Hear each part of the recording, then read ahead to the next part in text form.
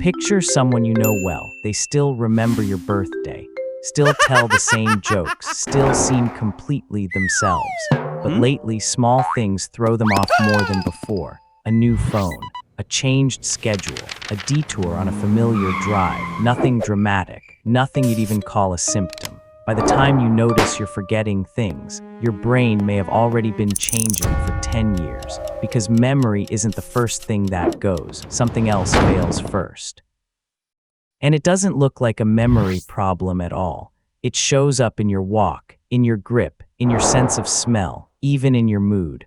Long before anyone would think to check your memory, we've been taught to watch for one thing: forgetting names, missing appointments, losing track of conversations. So naturally, we assume memory loss is where cognitive decline begins. But recent research is turning that assumption upside down. Scientists studying brain changes linked to Alzheimer's found something surprising. Months before memory showed any sign of trouble, another function had already started failing: cognitive flexibility, your brain's ability to adjust when the rules change, to adapt, to learn something new on the fly. In the study, memory stayed completely intact, but flexibility was already breaking down. Which means the clinical picture we've relied on for decades may have it backwards. By the time memory problems become noticeable, changes in the brain may already be years underway. In fact, some researchers believe certain patterns can predict cognitive decline up to 12 years before an official diagnosis. 12 years of quiet changes, happening underneath a completely normal-looking life. There's another subtle clue hiding in memory itself. Even before flexibility fails, a strange gap between short-term and long-term memory. Someone might describe their wedding day in vivid detail, but not remember what they had for lunch, or tell you the exact same story 2 or 3 times in one conversation. Not because they're being repetitive on purpose, but because the memory of having just said it was never fully formed in the first place. So what does all of this actually look like in real life? Not forgetting where you put your keys. More like struggling when your routine suddenly changes, feeling unusually thrown off by a new app, a new route, a small surprise. Something that used to barely register now takes noticeably more effort. That's subtle, easy to miss, easy to blame on being tired or busy or just having an off day. But there's a reason this particular function tends to go first: adapting to new information. Requires several brain regions to communicate quickly. That network is metabolically expensive.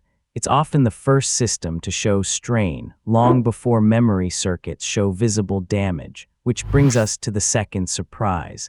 Some of the clearest signals don't come from your brain at all. They come from your body. Researchers followed more than 1,000 adults over the age of 65. They tracked something almost nobody would think to check: walking speed.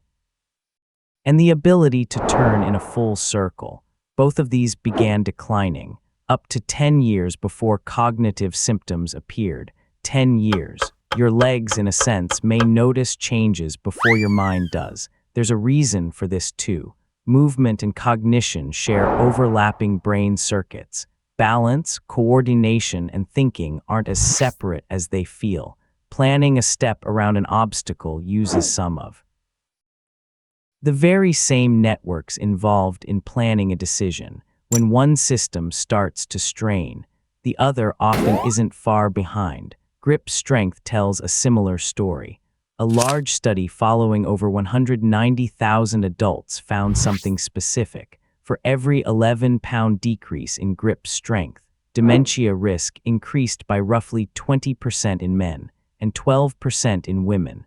Weaker grip was also linked to lower problem-solving scores. Your hands gripping something as simple as a jar lid may be quietly reflecting what's happening deep inside your brain. Then there's something even stranger: smell. Some research suggests a fading sense of smell can appear early in the disease process, long before memory becomes an issue.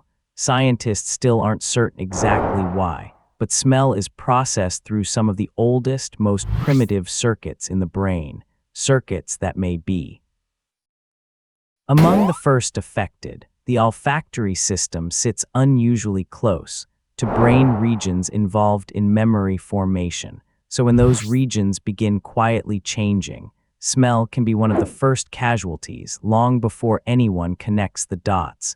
There's also a psychological layer that rarely gets mentioned: apathy, irritability, social withdrawal. Depression and anxiety can also appear years before measurable cognitive changes, which means a personality shift. Pulling away from friends, losing interest in things once enjoyed, might not simply be getting older. It could be one of the earliest signals of all. Language can shift too, in ways most people never think to track. Researchers have found that sentence complexity, how many ideas someone links together in a single thought, tends to quietly decrease years before a diagnosis. Simpler sentences, shorter thoughts. Fewer connected ideas, not because someone has less to say, but because linking complex ideas together is handled by some of the same circuits under strain. Even everyday judgment can shift quietly. Some research has linked mild cognitive decline to increased vulnerability to scams, not because of lower intelligence, but because the mental process used to spot something suspicious is often one of the first to weaken. So here's the full picture. Long before memory becomes the obvious problem, several quieter systems may already be sending signals: cognitive flexibility, walking speed and balance, grip strength, sense of smell, mood and personality, even judgment around risk. None of these signs mean dementia is guaranteed. Plenty of people experience some of these changes for completely unrelated reasons: stress, fatigue, other health conditions, but together. This research suggests something important. The brain doesn't wait for memory to fail before showing you something's different. It's been talking this whole time, just in a language most of us were never taught to notice.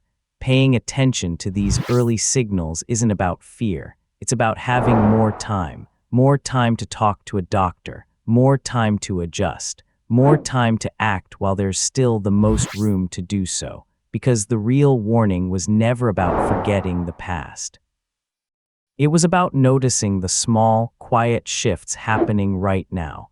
And there's genuinely useful news here too. Health researchers now believe a meaningful share of dementia risk is tied to factors that can actually be influenced: staying physically active, managing blood pressure, keeping the mind socially and mentally engaged. None of it guarantees anything, but it means these early signals aren't just something to quietly worry about. They're also a window to act.